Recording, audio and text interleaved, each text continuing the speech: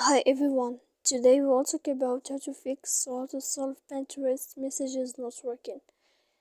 To know how to fix or how to solve Pinterest messages not working on Android, you should just go to settings like this. You will click. After that, in this page, you will go to apps, default apps, app settings. When you will see this list, you will go down to find the application of Pinterest and you will enter. Then in this page here, you will go to click first stop. When you will end this, you will enter to storage. After that, you will click clear cache. Then you will go to click clear data. And when you will end all this stuff, as you see here, you can turn off your Wi-Fi. So please don't forget to support us by like and subscribe. See you next time in another video.